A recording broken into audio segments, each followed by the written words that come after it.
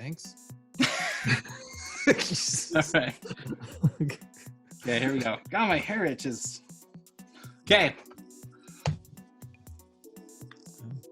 I'm waiting for you to finish scratching your beard.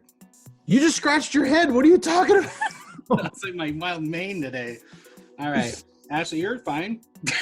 What are you talking about? Before you hit record, she was like still. shaking her head and all this. Before he hit record.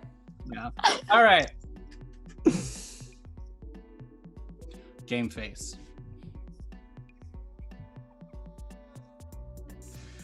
Welcome to Safe on Cinema. I am Tim Wilde, and Josh is here, and Ashley is here, and today we have a very special episode because we're going to talk about Wonder Woman! And this is my figurine from the Kingdom Come series, and if you're a DC fan, you'll know what that is, but you two don't know what that is because you're not a nerd like me. I have this figure, which is a beautiful figure, by the way. It is. I did not buy this because of this movie. I've had this for a long time as one of my few non-Superman DC characters because I love the character. Is that a 12-inch? Or is it, how big is it? 8. So, I don't know. It's 8? Okay. Yeah. Well, usually they tell you on the box or whatever when you buy it. But well, yeah. again, it's like 12 years ago I bought this. I love the character Wonder Woman, and I'm not an avid reader of her comics or anything. I have a couple where she's blended in with other Justice League characters from my Superman love. But I just want that clear. I wanted to say that right up front before we talk about this movie. Boy. Here we go. Wonder Woman, and I loved the Wonder Woman movie. Wonder Woman World War I, whatever that one was called. Now, okay, the first Wonder Woman. the first Yeah. Wonder Woman. My mother loves Wonder Woman, and she used to watch the Linda Carter series. Linda Carter came to Comic-Con here in Utah a few years ago. I was like, oh, that's cool to see her, but I'm like, I didn't go get her autograph because I wasn't like that passionate about the series. I never watched the show, and I never watched that new one. Did you know they made one a few years, like 5 years ago or something, or 8 years ago, where they like had her, and then they had feedback where they wanted to put her, like, make her more modest, so they put her in like pants, like starry pants instead of a skirt. Did you guys hear about this at all? No. They had like a pilot that was released and no one saw it. There's pictures, you can Google it. But it's they tried it and then they said it's not going to work, and then bam, this movie is like the biggest success because Wonder Woman was the most awesome movie of the new DCEU movies. Oh, by a long shot. Massive. Like it's not even close. Yeah. No. This one, however, left me it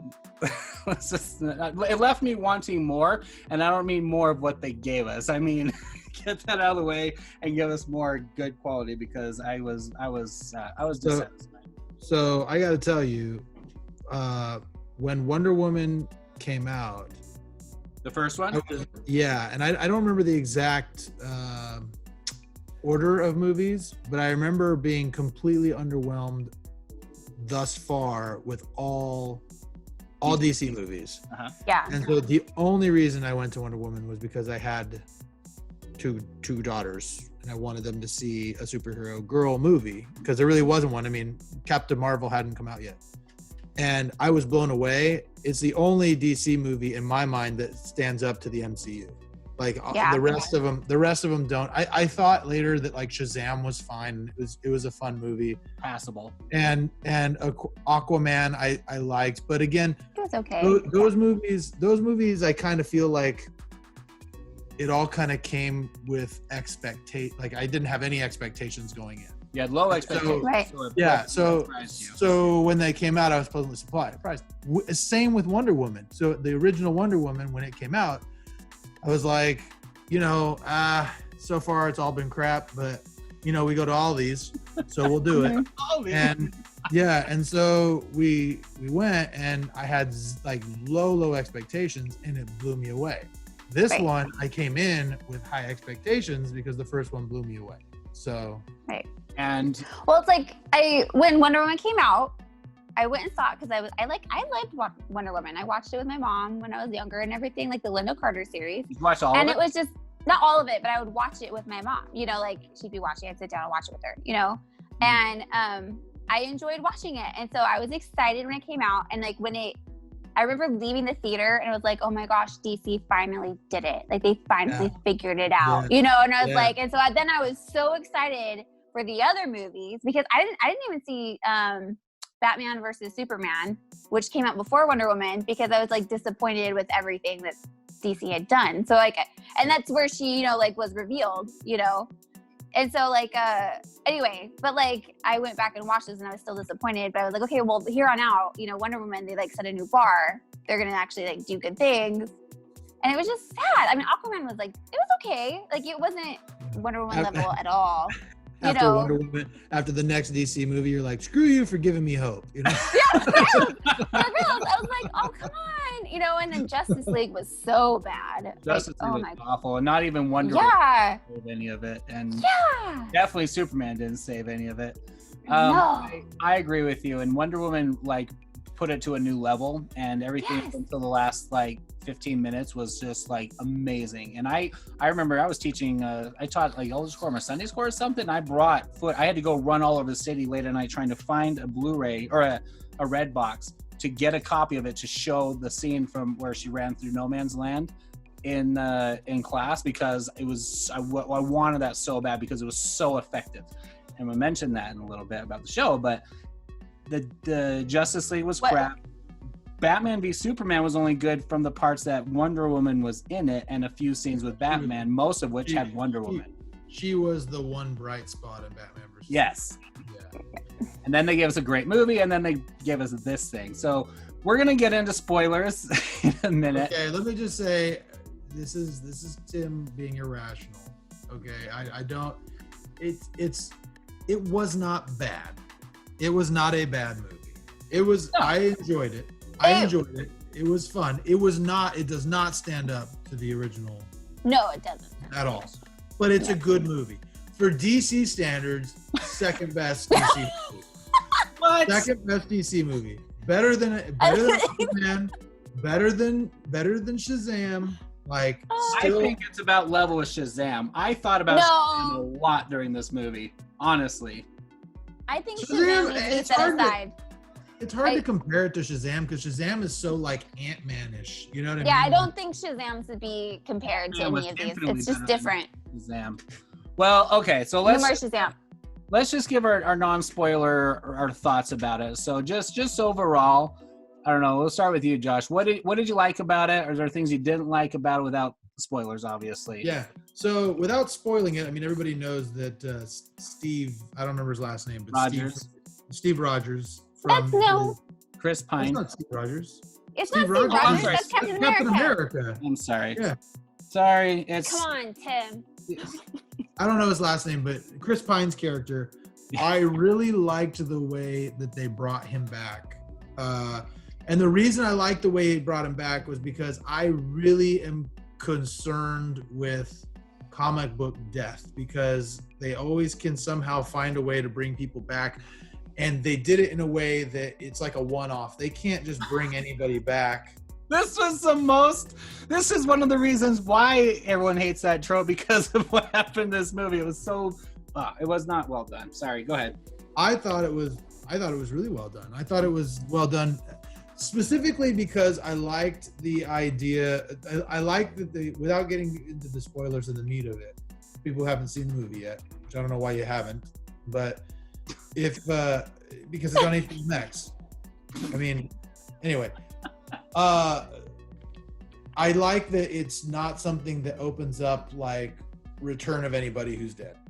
You know what I mean? It was like just kind of a one-off thing. It was a kind of a one-time situation that can't happen again. Right. You know, because of other things that happened in the movie. So I like it.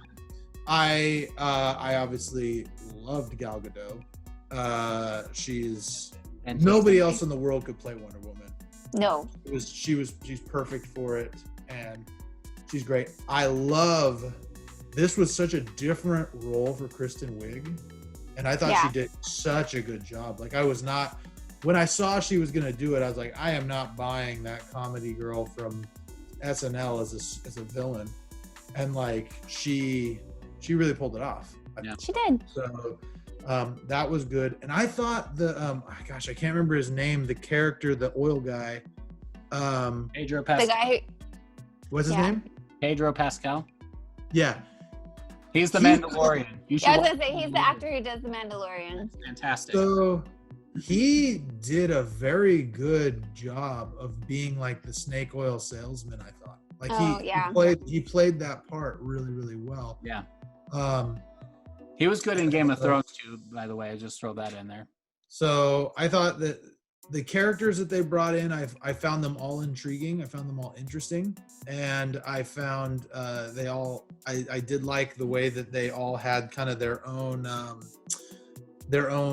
stakes and their own interests that they were playing. You could tell how everybody, even the villains, kind of, you could see things from their perspective a little bit and why they are the way they are. And I thought they did a good job of seeing those things. Especially Kristen Wiig's character. I could see why Kristen Wiig would be doing the things that she Barbara was doing the things that she was doing. Right. And so I thought the dynamic between her and Diana was really well done too. I thought that was very strong, the way that they played that, and how, Barbara seemed to idolize Diana for reasons that had nothing to do with her being Wonder Woman. Right. So and just about that it was done better than, like, you've seen that before in like some Spider-Man movies where they just have an unappreciated guy. Batman Forever with Tim Curry or Jim Carrey. Sorry. Jim Carrey, who like adored Bruce Wayne. He was his idol, and he didn't give him the time of day, so he turned into a villain. The same thing with Spider-Man 3 with Electro, with Jamie Foxx. I mean, you've seen that happen in other movies that was not very well done. This one was done decently. I don't think it was great, but it was still kind of hammy, a lot of the scenes, but it was good. Yeah, there were some cheesy parts too, like even really? Even my I think it was my youngest daughter, she said afterwards, she's like, I liked the movie, but I felt like there were a lot of times where it was kind of cheesy. And I was like, fair enough. You know what I mean? Yeah. But, and you can't say that about the first Wonder Woman. No. This the other thing was a completely different director and writer, a different studio and everything, because they're trying to counterbalance what everyone complained about, how dark the Snyder universe was, but they way overcorrected. I'll just say that. And the other thing I would say, the one thing, like if there was a criticism, I would say it started out really slow. Like I felt it started slow. And so, from the whole thing of them being back on, the Amazon planet or whatever, and the whole race thing, like I don't even really know. I don't understand what they were doing with that. We'll talk about that. Yeah. So there, some of that and things like that, that I kind of felt like were unnecessary. Like they could have made the movie 2 hours and it'd have been fine. The movie had a lot of editing issues. They needed to cut a lot out. So I wouldn't necessarily agree with that, but I think that there were some things that needed to be cut. Like I said, you could have easily made the movie 2 hours and it would have been just as enjoyable, not more enjoyable. But yeah, overall, like I came away just going like it was a good sequel. I didn't hate it. I really liked it. I didn't love it as much as the first one, and I wonder how much of that was my expectations. Like they really set the bar high with the first one, right? And I love the fact that it was in the 80s. Yes. So. Yeah. Okay, Ashley, what about you? Okay, so I absolutely loved the costume, like done throughout the entire movie. The first people who did costume. I didn't even look it up who was in charge of costume and design. But like Wonder Woman or everyone? Yes, everyone. I loved how they did it. They like brought out like the really important things, like the leotards and like how they had, the working out things like everywhere, because that was like a huge thing. I loved how they did the costume for everything. Okay. Sorry. So mid-conversation, I had an internet issue, and so it just flipped around the Brady Bunch boxes here. So Ashley is now in position 1, and that's fine because she was the one that was talking, and it got cut off while you were talking about costumes, and you were talking about exercise costuming. So go ahead. Well, no, I'm just saying, like, I loved how they had. Like they just really put a lot of thought and effort into the costume to make it like really accurate, for everybody, the adults and the kids. I really loved that. I was not a big fan of the special effects. I felt it was like on the same level of like Justice League. Shazam level? No, I'd even say Shazam was better than Justice League on special effects. Like I thought it was pretty like disappointing. It's because again, like the first Wonder Woman just set the bar so high, you know, and it was. Anyway, so I was a little disappointed with the special effects, but I did love the casting. I thought the casting was great. Good casting. Yeah, it did. It was great casting. And real quick before you go on, special effects. I just have to say one thing. The whole like when Wonder Woman, like they did the WW84 and they were like doing all the credits at the beginning and they were all like kind of like staticky. Yeah. That like screwed with me so much. Because I looked at it and I was like, is there something wrong with my with like a projector? What is going on? You know what I mean? HBO needs to fix their service. Because I was like, I'm like, you know, is this like a subtitle problem? Is this on my end or is it supposed to look like that? It just that's really funny. It didn't make any sense to me. Anyway. That's really funny.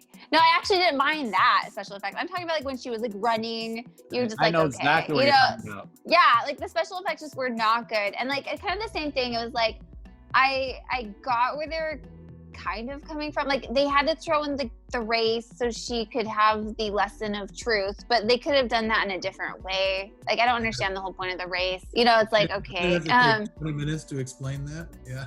Yeah, you know, it's like, wait, what? You know, and so I don't know. So I thought that was like interesting. But because again they put like in the trailers they had like scenes from that race, like as if it was like this really like important thing, you know, and it's like, okay.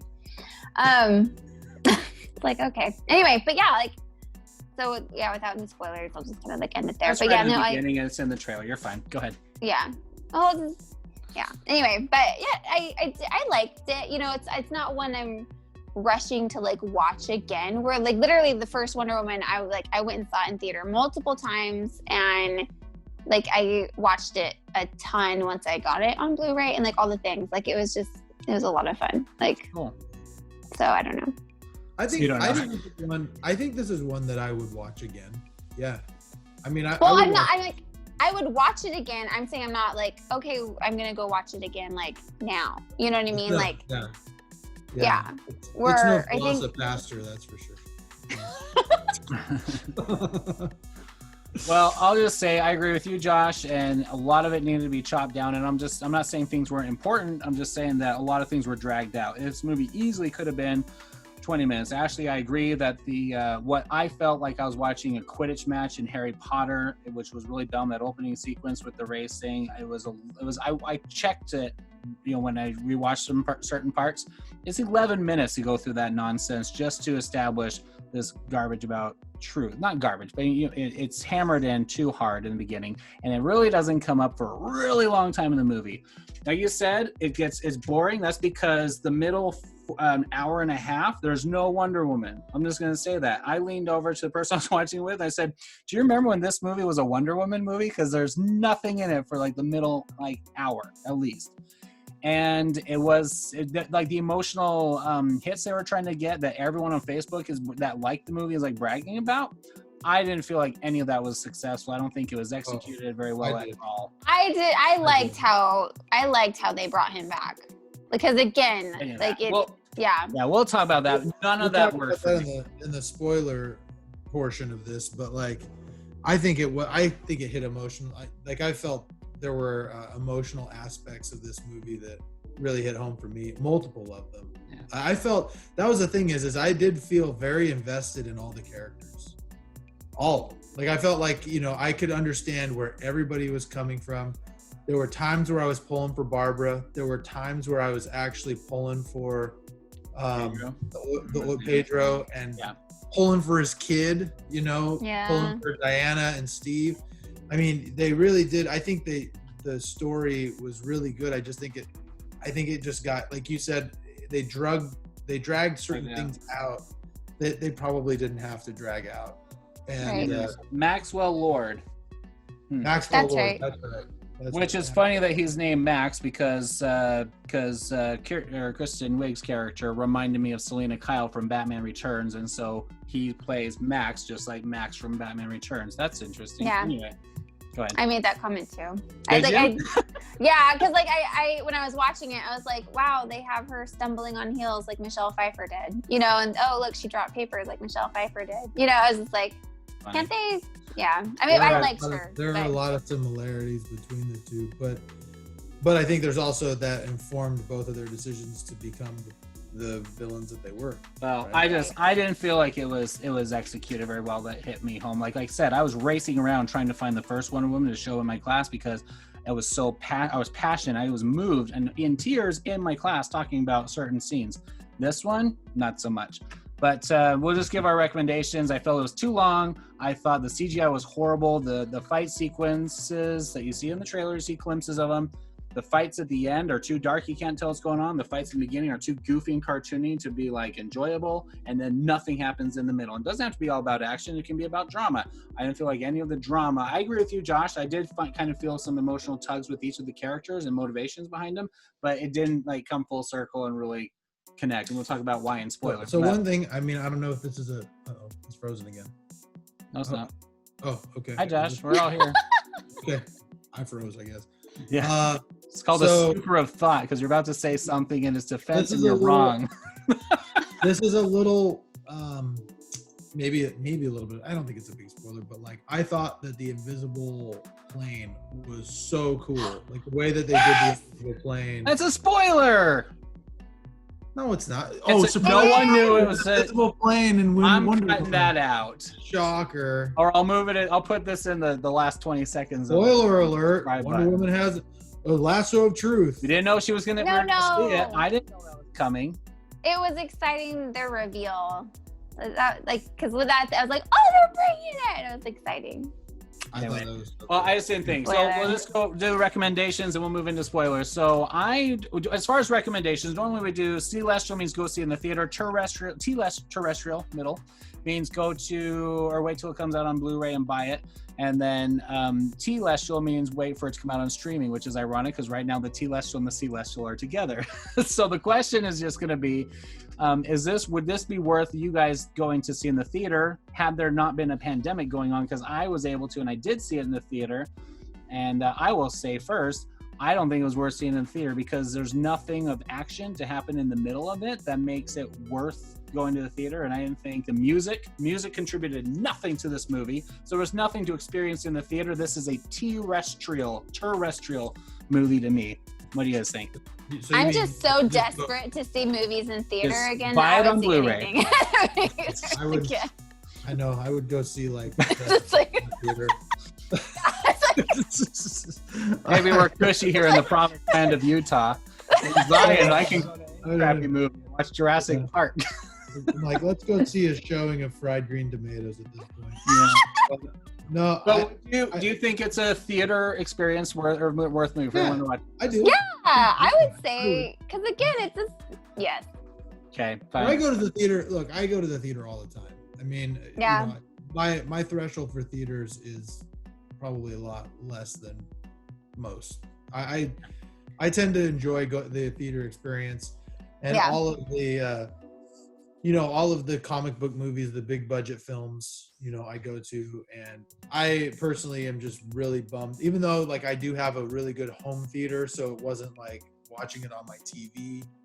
It still kind of bummed me out because my kids and I, every Christmas Day, we enjoy going to a movie at the theater, buying popcorn and all that, and like not being able to do that was kind of a bummer, Yeah. And this is when I had looked forward to this one for a really, really long time. I did too. So the fact that I couldn't go was kind of a bummer, but I mean, we made do with what we.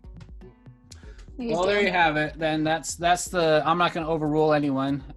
Here I have another question. Okay, real quick. Has anybody here seen Soul yet? No. No. Okay, neither have I. Because the question I was going to ask, one of the questions that I saw people asking was, would you, if you had to do it over again and you can only watch one on Christmas Day when it came out, would you have watched Soul or would you have watched Wonder Woman? Wonder Woman. I haven't watched Soul yet. I haven't watched Soul yet, so I don't know. Even no matter how good Soul is, I'd rather watch a superhero good movie that I care about on the screen than any cartoon. Right. Okay, fair enough.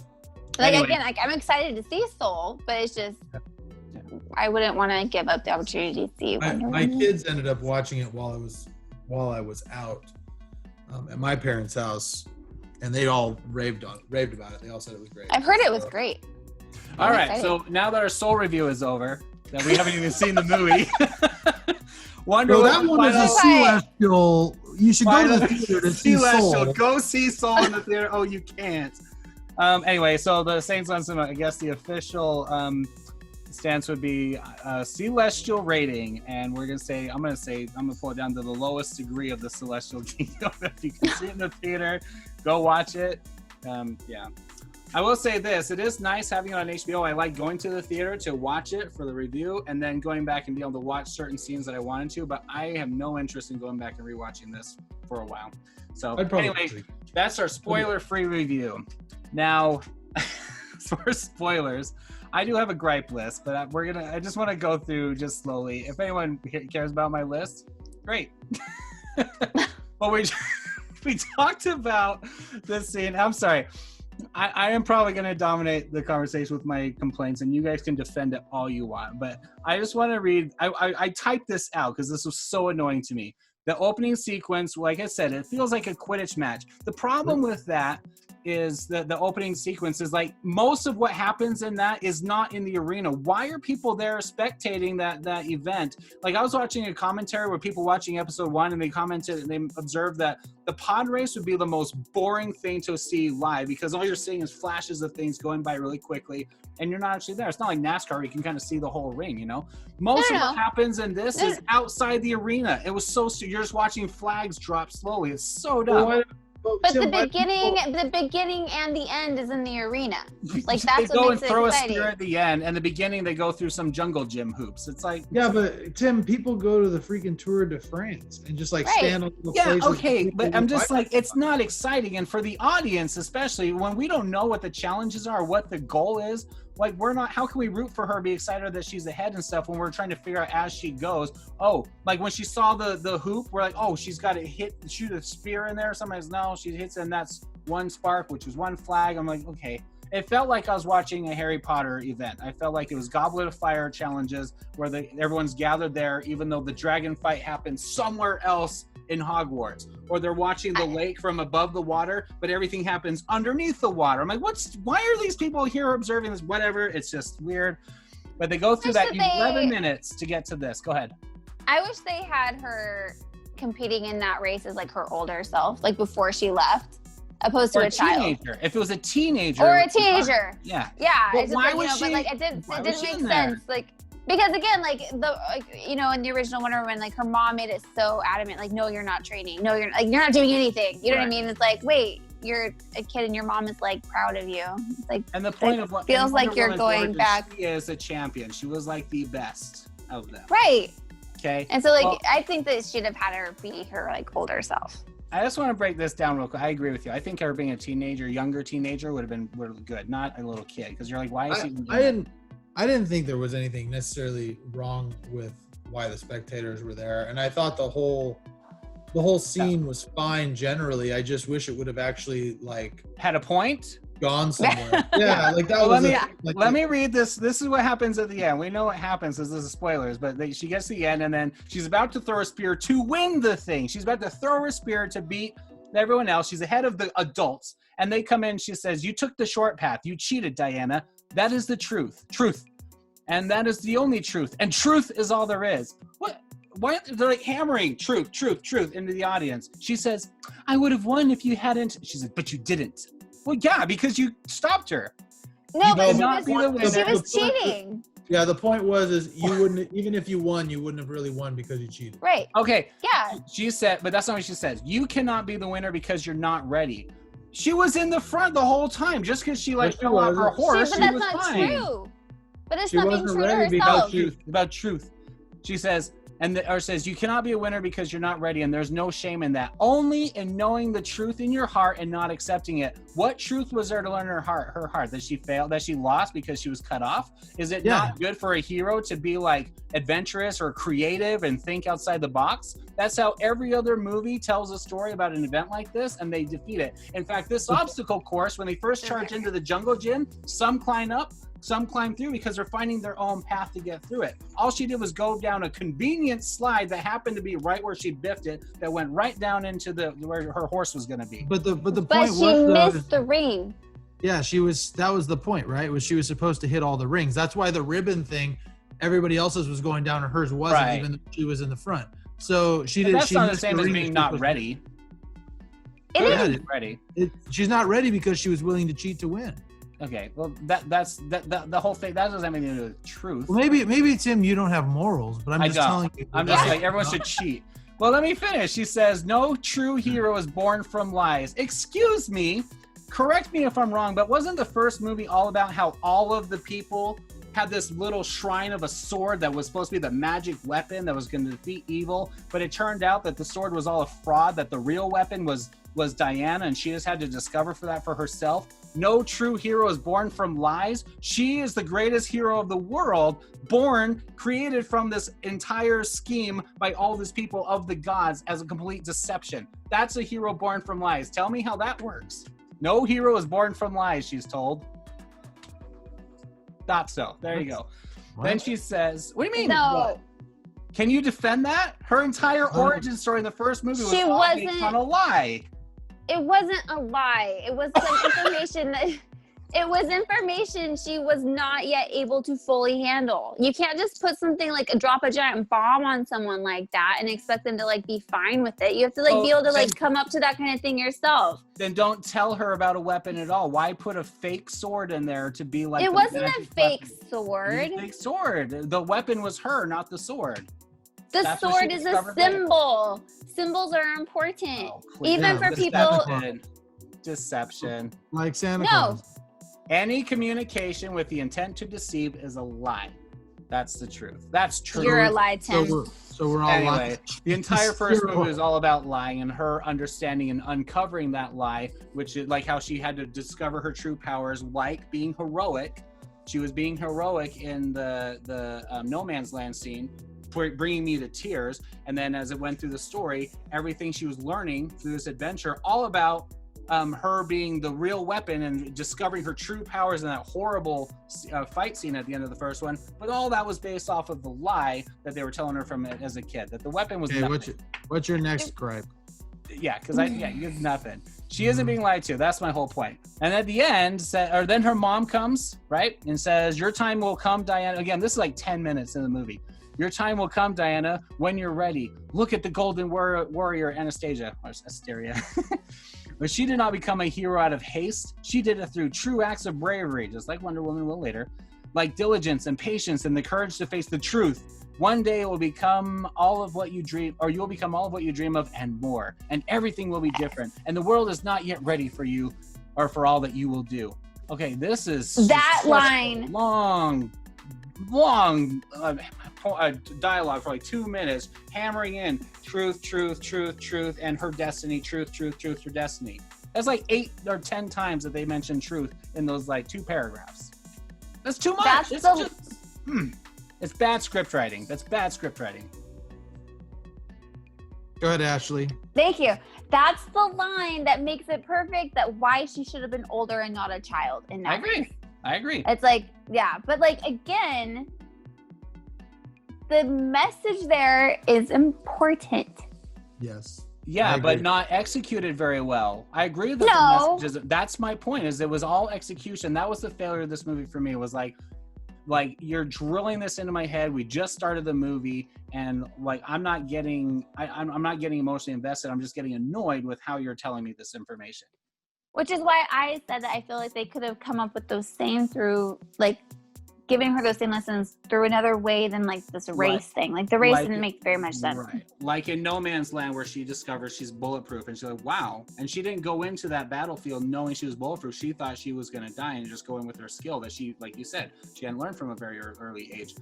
All that was very emotional because she was learning it for herself and we were learning it with her. She didn't have a lecture from 2 adult Amazon women telling her why as a little kid she wasn't ready to compete with these freaking grown-up Amazonians. Anyway, I was so annoyed with that scene. I was so bored. The sequence was just not very interesting. It wasn't very fun. And the music was, not music, but I mean, just, it was just dumb. I didn't really care for it. Well, then it cuts to the 80s. Josh, you really liked all this 80s stuff. I didn't think it was very effective, other than a couple wardrobe scenes and nothing with the music, nothing with environments that they went to. A lot of mustaches and a lot of some of the clothes. That's it. I thought it was fun, just like now granted, it was not as in depth in my mind and as detailed as, say, Stranger Things in the mall when they were in the 80s mall thing. But they weren't in the mall. Cheap Netflix budget show did a better job of portraying the 80s than this high budget DC movie. I'm talking about specifically the mall. I thought that the mall itself, but they spent a lot more time in the mall in Stranger Things.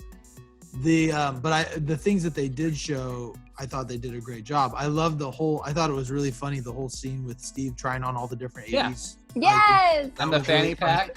Yeah, and I also thought it was such a great callback when the guy who Steve had possessed his body was wearing the outfit. Can we just talk about the fact that was like a possession, by the way? Oh, we'll get that. Oh my gosh, we'll get there. Holy cow. Let's hold up on that. But the fact that like he was wearing the clothes. He was wearing those clothes and she complimented him on that and all those and things. Steve specifically said, I would never be caught dead wearing this. Right. But the funny thing was the thing that I thought that little scene specifically was, while it was going on, I was like, man, she better not like start some sort of thing with this guy. Yeah. I was like, and I'm glad they didn't go Please that route. If they did, I'd have been like, nope, don't like that. I would have been really upset. Like that would, no. Yeah, I would like. It's like, yeah, don't like that. No. But I did like it. I thought that the 80s stuff was good. I especially like Barb. I thought Barb was so 80s. You know what I mean? Everything that she did was so 80s. And so even the thing like the guy, the commercial, the oil tycoon Max Lord's commercials were very 80s. Yeah. In his office, all the phones and the Yes.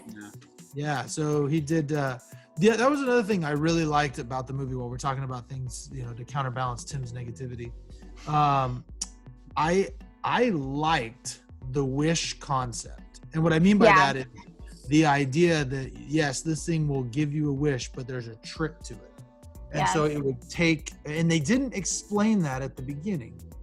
It was like it took a while to figure it out. Right, because there was no exposition early on to give us any context that we even knew what was going on. By the time, I'm sorry, I'm not trying to cut you off.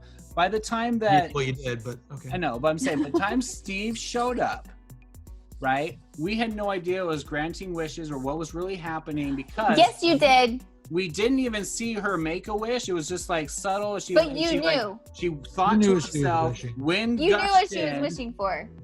Well, yeah, but I'm just saying, we didn't realize she was making a wish because she didn't verbally say anything. It was just like, and it was. You knew exactly. You knew exactly. Yeah. Anyway, they said the word wish, and then she was thinking, well, they're, that you saw in her mind, like, oh, I know what my wish would be. Like, you picked that up the first time. You saw go back and read. How did you not? Tim? How did you not pick that up? Everyone in America watched it with. We were watching intently through this hour and a half exposition, getting up to anything interesting in the story, and I don't even remember her making the wish. Right. That's what happened. Now the character Tim, and the concept of wishing is awesome. But remember in the first one, Josh, when they had that opening sequence where they told the story of the gods and evil and all that stuff, and it was that really cool animation and everything where they had a little setup, a little bit of story going into this mythological lore, right? That's what Wonder Woman is about.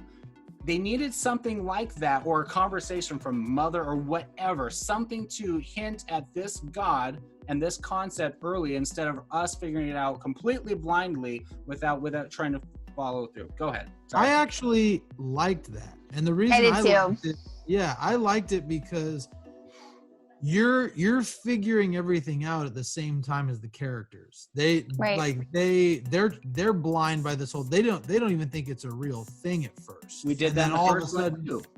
But then I'm so shocked that you did not figure out. I felt like everybody. I couldn't remember when it was so obvious. My 9-year-old daughter. Obvious. I'm just saying, I didn't remember her making the wish. I was like, when did she make the wish? I don't even remember her. It was obvious. Yeah, it was obvious that she was making, when she was thinking about it, she was making the wish, and the wind coming through, and you're like, oh, that confirmed it. It confirmed that she was making the wish. It was like an hour and 20 minutes into it before we even hear the concept of this trickster god or whatever. I'm just saying that. Sure. But okay. But that's the point, right? Is that as this thing is going on, you're starting to notice little things, like you're starting to notice that like she's no longer bulletproof, right? That, Right. like And that stuff. She's not as strong. Like the lock thing, how you're she was like learning the struggling with turn. it. You're learning the turn where her cost was learning or losing some of her power slowly. But I'm just saying, like in Wonder Woman, the first one, we had the exposition, we knew about the god, but we kind of forgot about it because we're so invested in the story because of how well it was executed. By the time and we're learning with her about her abilities and her invulnerability and all that stuff. And then by the time she has a reveal and it's a switch on the audience of who the real villain is, that it's the god, like, oh, I remember them talking about that. This one had none of that. It was just the mystery, and then at the end we're like, oh, suddenly we're being told an hour and a half into the movie about this god. Now I'm supposed to care. Yes, okay, because she knew there was a god. She didn't know. She doesn't remember everything. She knew there was. She's like, there's a god. And she couldn't put her finger on it, and she wanted to do the research to figure it out. But she left the Amazon way before she was actually ever supposed to go help with World War I and everything, looking for Ares. So it's like she missed, and they told her then, like, you can't come back.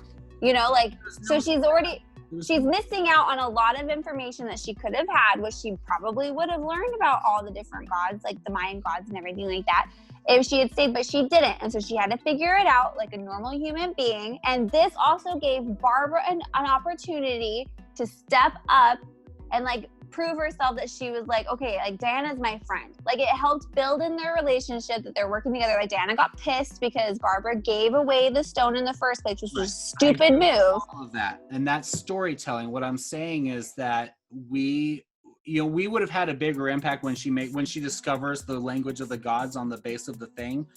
If we had any information about this god ahead of time, that there could have been any kind of an impact, but instead she's like, oh, she freaks out, and we're just like Steve going, what's wrong? Like, we don't care, you know. I'm just saying the stuff I liked it. Was good. I enjoyed the I guess, for lack of a better term, the journey of going through that, trying to figure it out while they were trying to figure it out, because the whole time I felt like all of them, the only one who really knew what it actually did was Max Lord.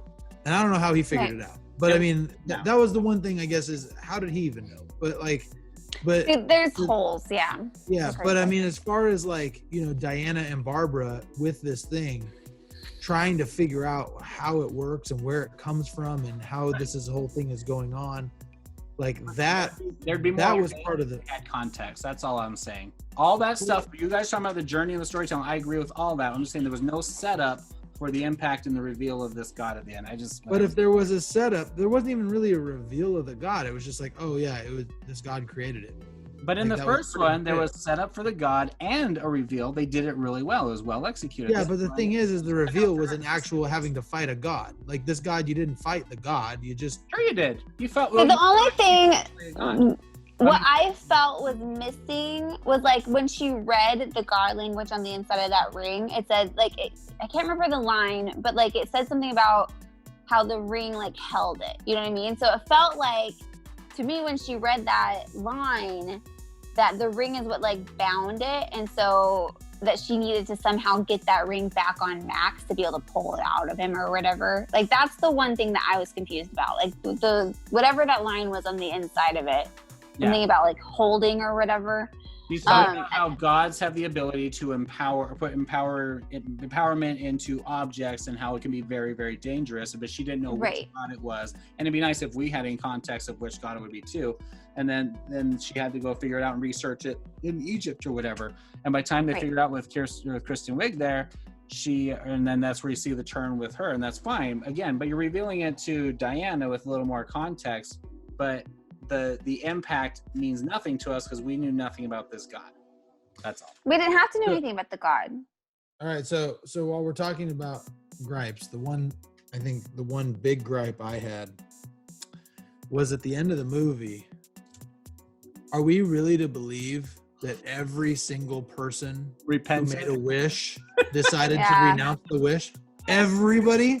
Nobody decided to hang on to it. And by the way, I guess the kid did renounce his wish too, didn't he? Did the kid renounce his wish? No. Because the thing that was interesting he didn't know. Was that the kid wished to have the power that his dad had. Yeah. And so it was like, oh crap. Oh, he wished for his dad to be a great man, I thought. No, because his wish was, he was like, because he said, I wish I could spend more time with you. And he's like, that's not what you want to do. You want to have power. You want to have all these things. And then he goes, well, I wish I could have your power. And then you felt the rush. And he's like, and his dad was like, yes. So now he had the power too. And so I'm sitting there and I'm thinking to myself, oh crap. Now, even if they destroy Max, there's still this little kid. And now she's going to have to destroy a little kid to get this. You know what would have been great is if the kid died. I'm not saying that to be a jerk. I'm just saying if that kid had died, that would have been a really good, well-rounded weight and some depth to that character. He's tragic. No, because he would have stayed a villain had his kid died. No, he wouldn't have turned. Because I was thinking of Pharaoh about that. Pharaoh was saying, when Moses like, let my people go. He was like, no. No matter who died, it didn't matter what the consequences were until his son died. Then he flipped and said, you know what? Fine, just go. I can't handle any more of this pain. And that I felt that would have been just as much weight and would have been really well done if the son, when he's out there and he's looking around, where's my dad? If he had died from the consequences of the dad's actions, then Pedro can be have a moment to be like really tragic and be like, I can't believe what I've done, and let me try and stop before anyone else gets hurt. Kind of like Dr. Octopus in Spider-Man 2. He wasn't in that place mentally yet. He would have stayed a villain. He would have been angry and bitter. If they could get him to that place in 2.5 hours, then that was a failure. Go ahead.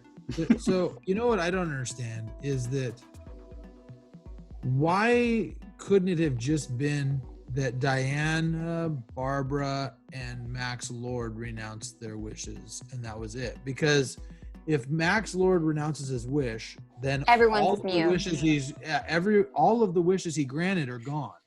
And then on top of that, also, if the only two that made wishes before him were, well, I guess there was the one, and there was that one person who made the wish to have a cup of coffee at the very beginning. Yeah.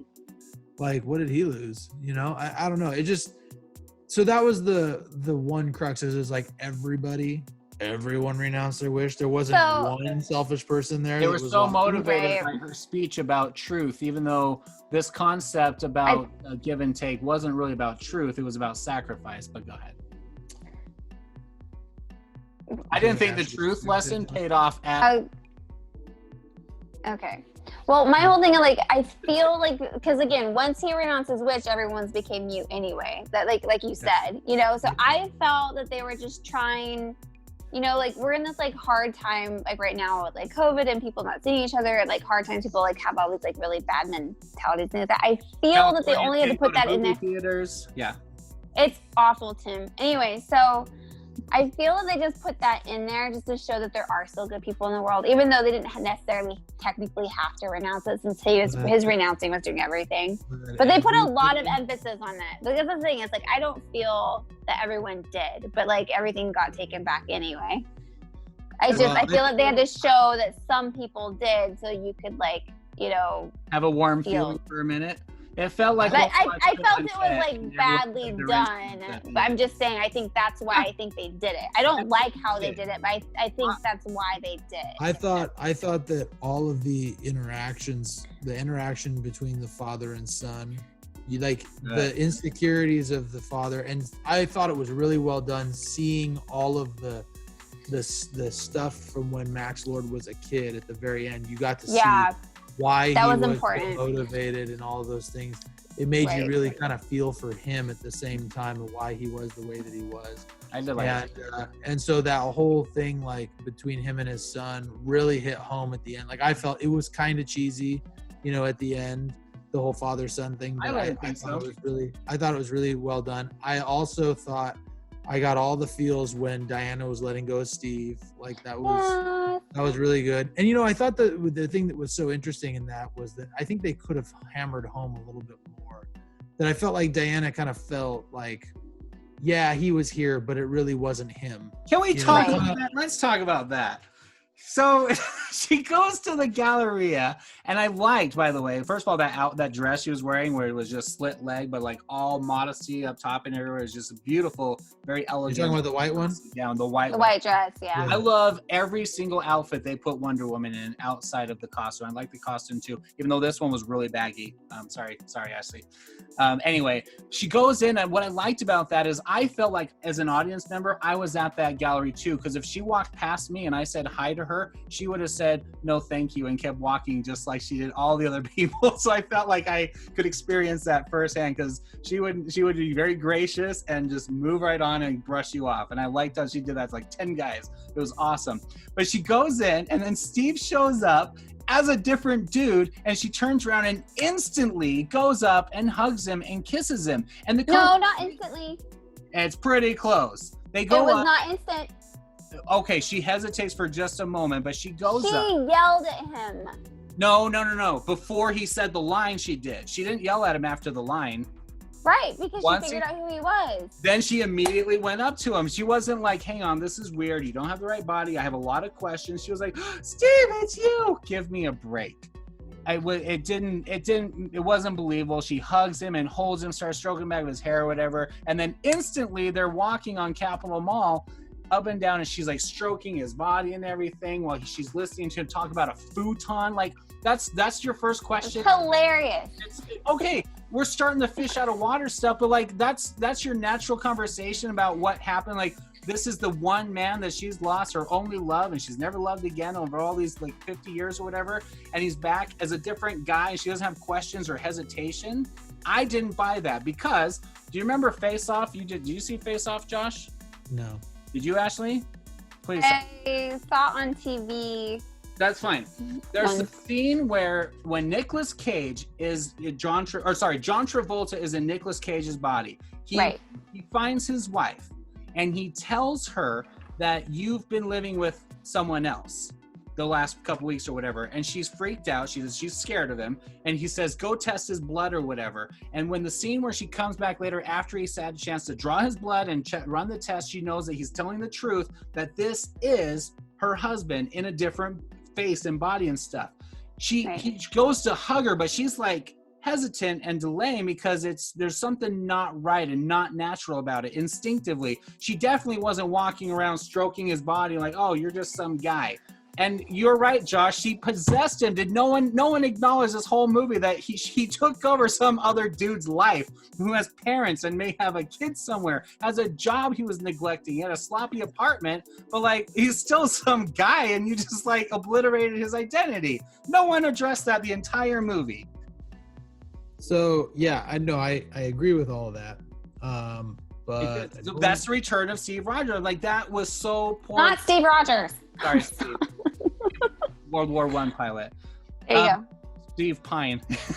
But I was just like, I mean, I love Chris Pine. And when I saw the trailers, I was like, no, if you bring him back, you're going to negate the sacrifice and the lesson she learned in the first movie. That was her first real tragedy of her first love, her first loss. And that launches in her to her life of dedicated warrior service where she's struggling with those emotions. And the opening scenes of this movie where it showed her looking at the planes in the sky and just feeling emotional, sitting at the cafe out on the street and just saying, I'm just by myself or whatever. Those were heart-wrenching. They were horrible. They were scared or sad and emotional. And they bring him back in just to tease her. And Josh, you're emotionally invested in the departure, but I'm like, we already had a great departure with Steve in the first movie. What? There was no but the thing in this movie.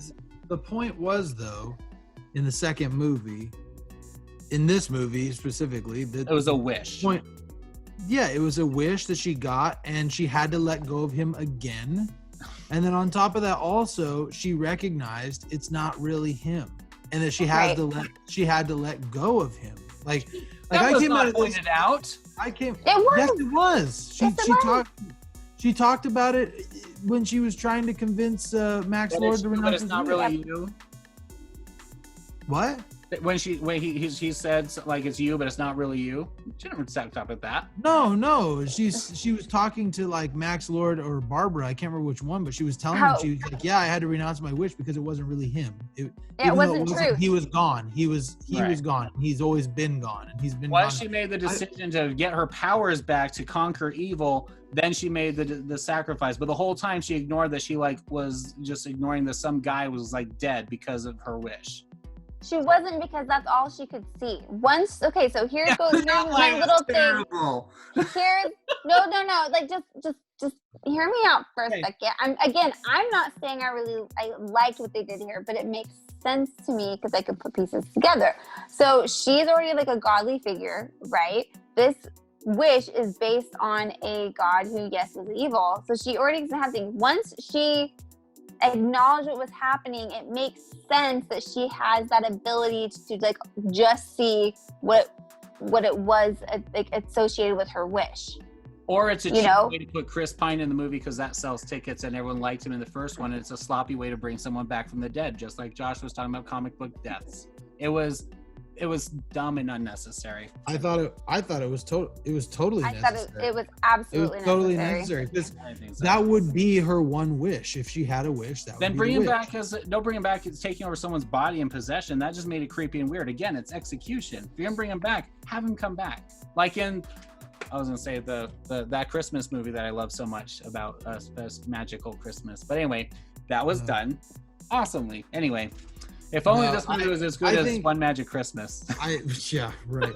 I think that this movie was, or I thought that was actually, I was fine with that, the way they brought him back. And I disagree with you. It wasn't a cheesy way to bring back somebody in a comic book death thing, because it wasn't long lasting. Like, he's still dead. Yeah. He came back for a little while, and she realized she can't have him. She had to make a choice. She made the choice. And she's letting him go. And I felt like, at the end of the movie, after she had let him go, that like she's not necessarily going to be in like this life of solitude for the rest of her life. So the cinematography of that sequence was fantastic. I liked how Chris Pine never came back. She just turned away from him. He was in the background, faded or out of focus, and she ran off and then took off. I did like that. And I didn't notice it the first time, but in the invisible jet part, which we should talk about next, the line where he's talking about flying, that there was set up for how she just suddenly learns how to fly. And she, in that dialogue he says about being part of the wind, and it's just air and whatever. Like, I like that she got that from him as a pilot, and that inspired her when she makes the line, I don't understand flying, I don't get it. He says there's nothing to it, it's just that, and you have to understand it and embrace it or whatever, become part of it. I like that setup, and when she takes off and is flying, it's awesome. Well, let's talk about the plane real quick before we talk about the fight sequences and her armor.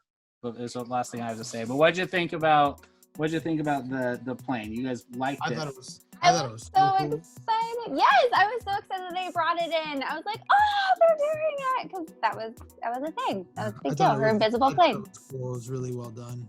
I thought it was a dumb throwaway line where she's like, my father could hide the island, so I'm going to try it. Nothing. They needed to show her in the beginning trying it or something, or doing or have a concept reminding us. They didn't even show us the hidden island in the entire movie. Show us once again that there's a dome over it. Have a dolphin jump into it or something, like, oh, there's an island. Just something to set up that this is going to come up in the cockpit of the plane out of nowhere, and just to like pay off why we're having the invisible jet, just for the sake of doing it. And can I ask you how a World War I pilot knows how to fly a modern day vehicle? I know concepts are similar and maybe some of the gear looks the same, but he can just jump right in and take off and just fly and get all the way to freaking Cairo or whatever. Does that make sense? It's about feel. Yeah, it makes perfect sense. Okay. I'm not a pilot, but I'm sure there's a lot more switches and gadgets in that cockpit than he's ever used in his life. Well, yeah, but the basics are the same. I want to go back to like general, like I want to go through all our old videos that we've done and see how many of them that are like decent, good movies that Tim just absolutely crapped on the entire time in a video. Because this is like this movie is not that bad. You are making, but it's not great. Everyone's terrible. acting like it's great. They're like, "Oh, this was hit emotional." I don't know anyone who's acting like it's great. Who do you know that's acting like it's great? I have not heard one great thing about this movie. I've heard that it's good. No, everybody I've heard has been basically like good to lukewarm. Nobody's been like great. I haven't heard a lot of people who I haven't heard anybody other than you who basically makes it sound like it's terrible. Most of them were just kind of like, you know, it's mediocre or it's good, not great, but not as good as the first one. Kind of like Ashley and I are talking. And then here comes Tim with like, let me do a bullet point list of all of the things that I just can't stand about the movie. So the invisible I can't stand that they didn't tell me all this stuff at the very beginning. And it happened to be the 4th of July just so they could show fireworks? Are you freaking kidding me? How come they didn't explain? I hate that they didn't explain who the god was at the very beginning of the movie. Why didn't they show the Declaration of Independence being signed in the beginning montage so I knew what the 4th of July was about? My God. I hate the fact that they didn't tell me everything about the god that was going to create this wish at the very beginning of the movie. They should have just explained it all then, so that way we weren't sitting there guessing. We couldn't be there with all of the characters. Even Shazam did that.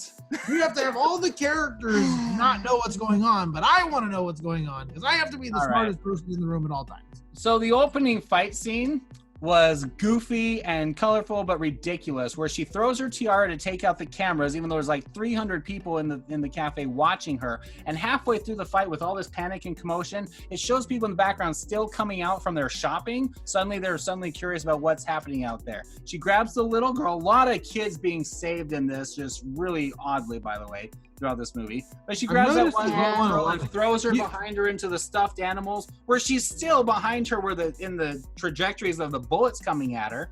And she could have taken them out instantly like she did in the other Justice League movies.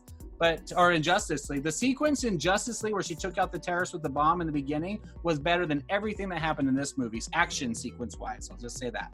But it was so cheeky. Her jumping around and running, like all weird. What I'm getting out of this is Tim would prefer more child death. Don't have so many children in there. We're like, I wish that Max Lord's kid would die. And then, by the way, how come there's all these kids being saved?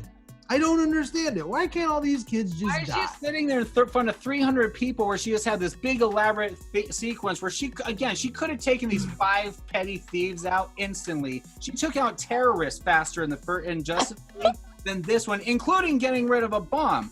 And with like 50 hostages, with a guy with a fully automatic machine gun shooting down the line, she ran through and saved them. But this one, it took her 20 minutes to goofily use her lasso and take out 4 petty thugs with little pistols. And then she turns in front of all these people, a little girl, and goes, shh. I was like, what the crap? Everyone just saw you. And then the news reporter outside, if you're going to believe what all these 300 people say, some woman did it.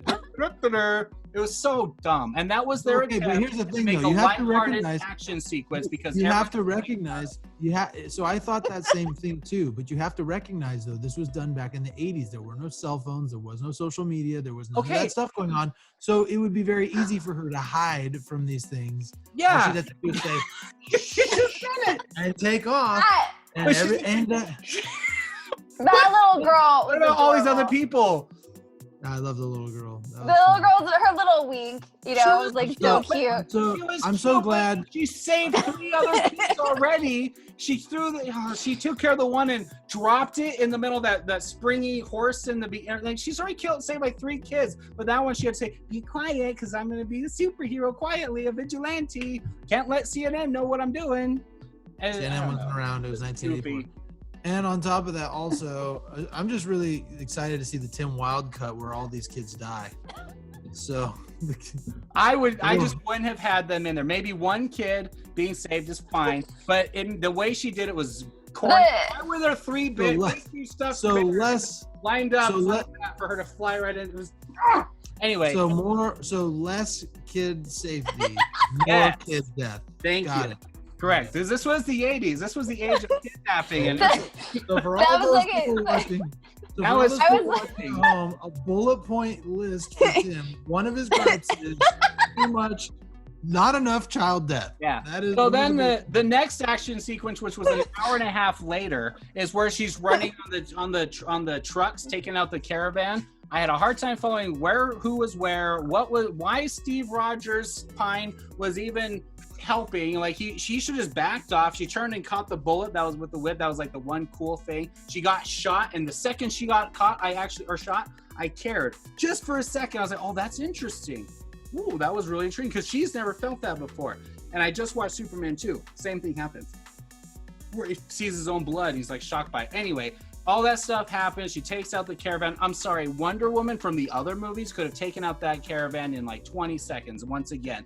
But they have to show her go through trials and struggle, and then she gets up there, flips the last vehicle. The guy says, oh, I am the wish machine or whatever. And then she sees, guess what?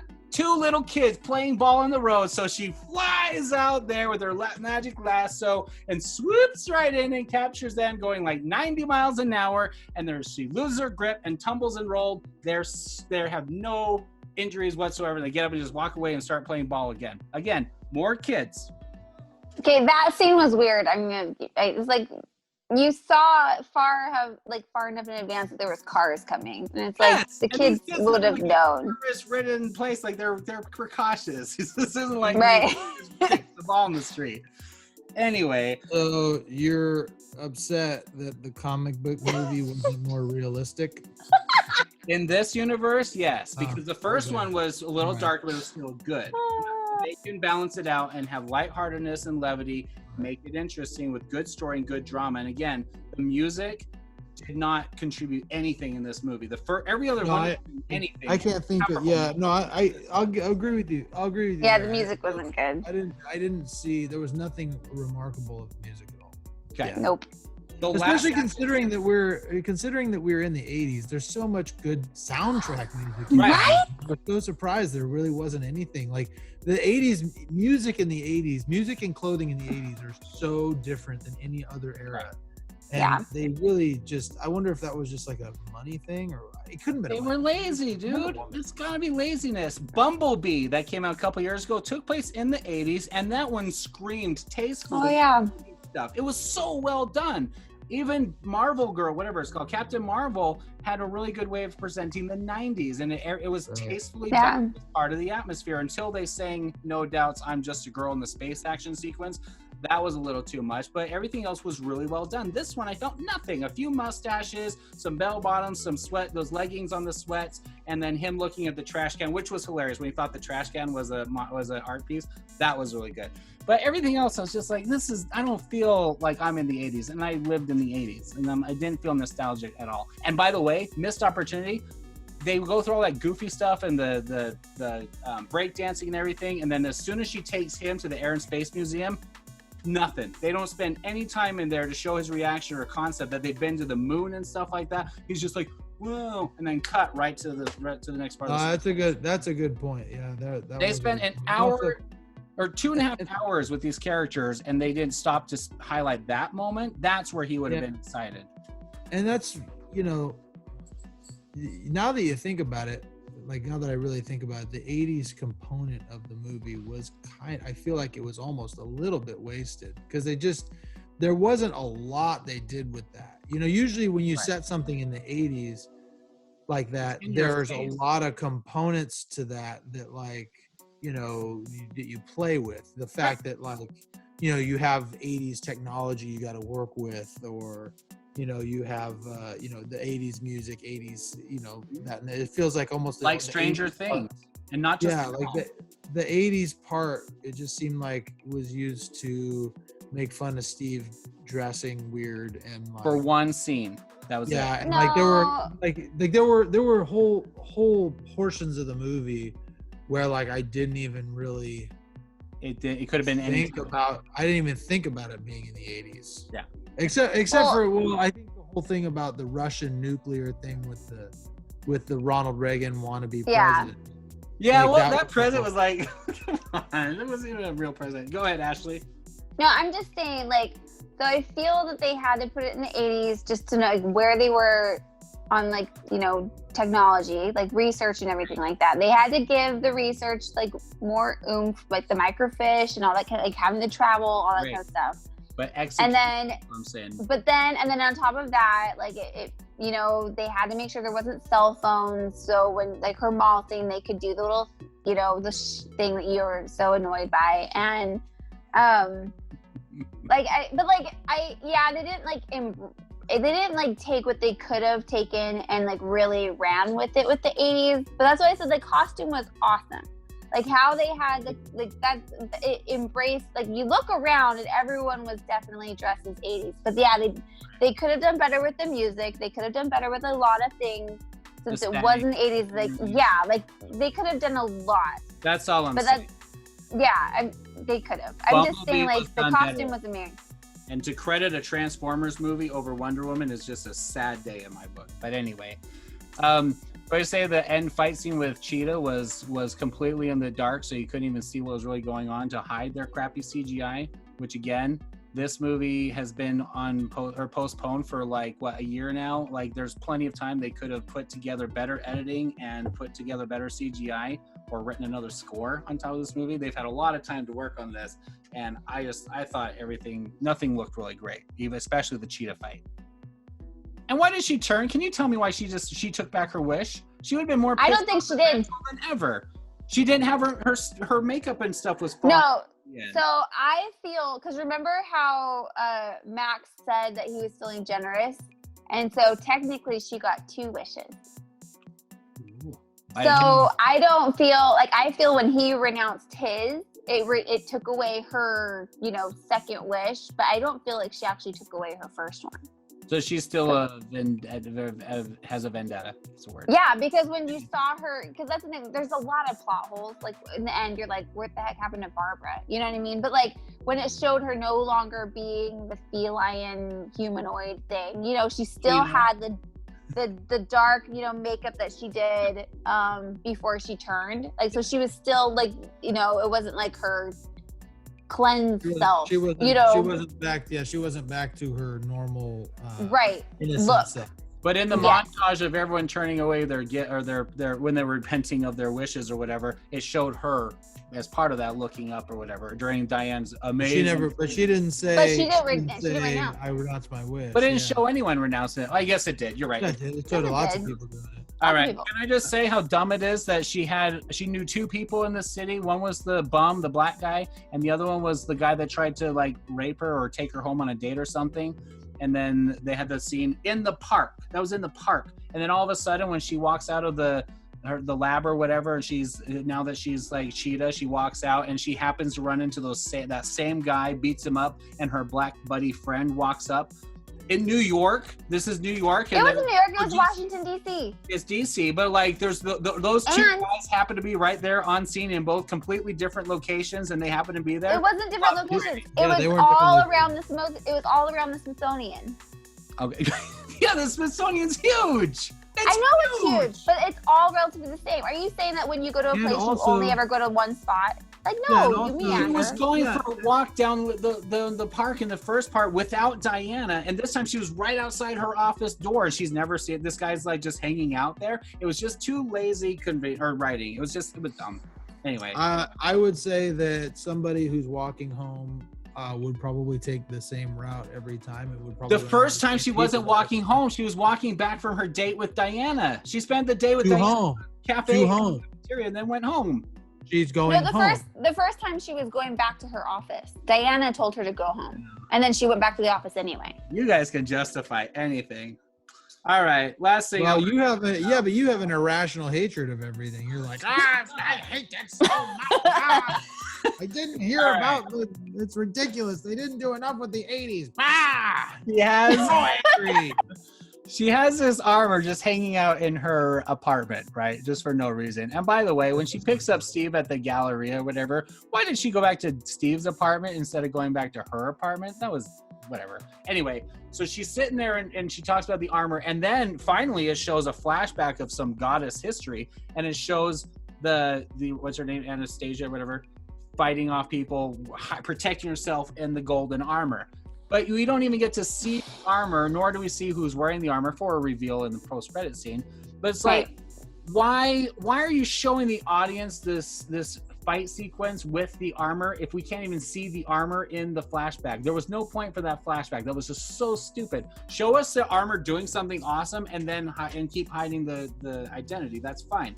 But then she just magically puts it on. CGI looked terrible for the thing. She's flying with her lasso without the wings. She learned how to fly without the wings. Why did she go back to put on the armor with the wings? And this is a very majestic and beautiful armor. It's a cool concept, but it was just pointless. She gets to the fight with Cheetah and just like nothing, and she instantly like takes it off very much. It was just thrown in there just to have this imagery for the posters. It was just stupid trailer moment. That's my thought about that. I just love how Tim has nothing redeeming to say about the movie. I do too. The opening setup with Diana being emotional and melancholy about her life and missing Steve, even though it made no sense to bring him back. The movie should have been about her resisting that temptation, not bringing back Chris Pine just to sell tickets. But that was. Well, they've announced Wonder Woman 3, so hopefully you can write that one, and and then you can give us the Tim Wilde cut with all the child death that you want. So. Yeah, the one kid I wanted to die, that's definitely they should have let him die. That would have been a very powerful, meaningful sacrifice that I would have clapped at this movie if that kid had died. I would have cried in this movie if that kid had died. But everyone else. Wow. How did you feel? Wow. How did you feel about them announcing Wonder Woman 3 the day after the debut, Wonder Woman 2 debut? I want more of one because you know what? Even though it was a really slow movie, Gal Gadot was in it quite a bit. And I loved watching her, and not just because she's beautiful. I love her reactions. I love the way she plays the character. I love her composure. I love her elegance. I love everything about how she does it. I would love to watch. I liked watching her. I just wish that she had a better script and a better movie to be in without Chris Pine. I love Chris Pine. Put him in the Star Trek movies. I'll watch every single one of them. But I don't want Chris. I love Steve in the first movie, but I don't need him here just because it felt out of place. And the whole point was him being out of place, and it was stupid. Just because they did that with her in the first one, they did it with him in this one, it's just going to be dumb. You don't need to have recurring characters just for the sake of doing it to sell tickets. And that's exactly how it felt. It was weird and creepy and not executed very well. And I want to know what happened to that other guy and where he was the whole time. I don't have no memory of the last few days except you look pretty hot. You want to go on a date? And I kind of disagree with you guys. This is my last thought. When you guys both said in our spoiler section about how you were grateful that you didn't say it, but you said it at one point, that you were glad she didn't ask him out. I thought it would have been kind of cute if she just asked him to go to take a cup of coffee because, like I said, the scene earlier, it shows her blowing off every guy she comes in contact with. It would have been good setup for just a cup of coffee with this guy. Nothing romantic, doesn't need to see anything. I thought it would have been kind of cute. Just a little, hey, you're really nice and I could use a friend. I'm alone again.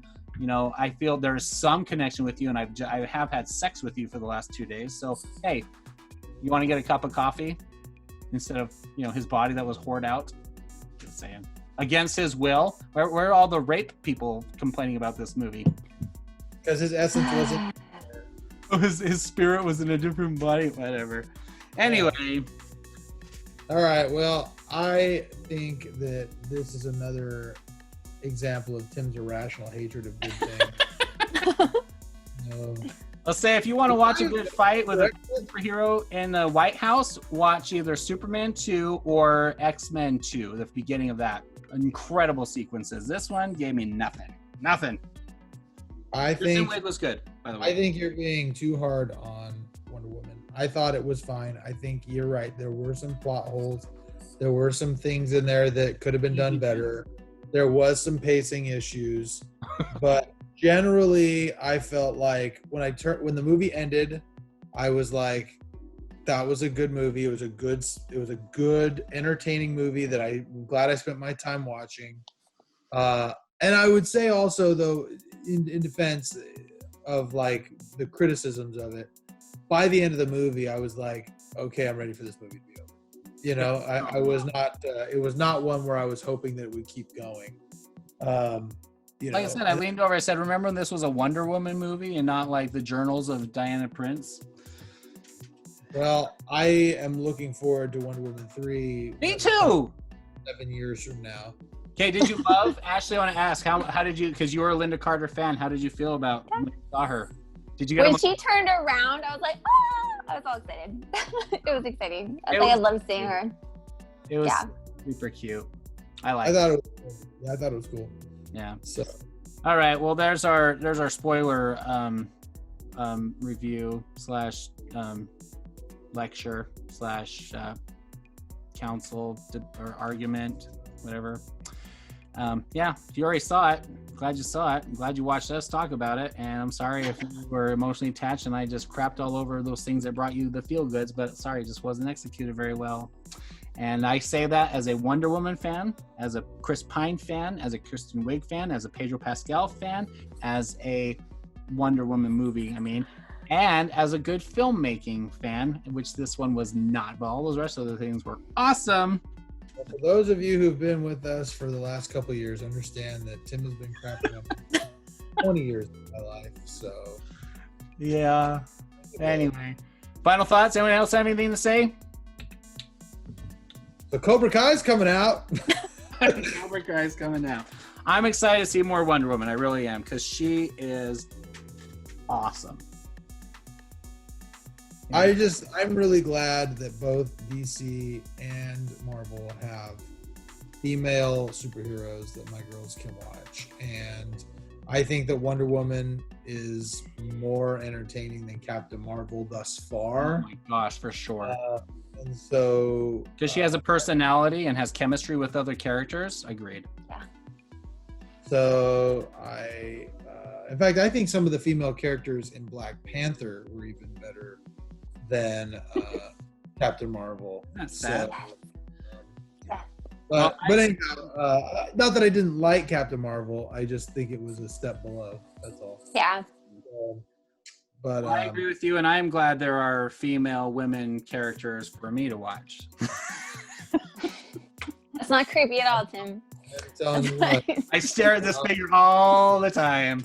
No, I don't. This is a box. Gal Gadot is my favorite actress. She is. This isn't saying like she's the hottest woman in the world, and there's a difference between hot and beautiful, but I think she is the perfect person to portray a goddess with like a perfect, I'm saying, not saying like perfect body, but a perfect human figure. Like if you're doing oil paintings 100 years from now, you'd be like, hey, Gal Gadot has a perfect body for us to do paintings of. That's what I'm saying. She's flawless in this. Perfect. Great performance, great chemistry, great charisma. I couldn't think of anybody better to play Wonder Woman. Correct. No. All right. Well, thanks for watching. If you liked all this, then hit subscribe and hit like and hit the ding dong on the bell so you can hear more of my rants and my complaints and my petitioning for child death in movies. And Josh and Ashley sticking up for what's good in this world, which is Gal Gadot as Wonder Woman, saving children with her lasso of truth. And her invisible plane. And her invisible jet that Steve can fly after 50 years of no updated aviary science. But anyway, okay. Well, thanks for watching Saints on Cinema. We will catch you next time. Talk about something, probably Karate Kid again.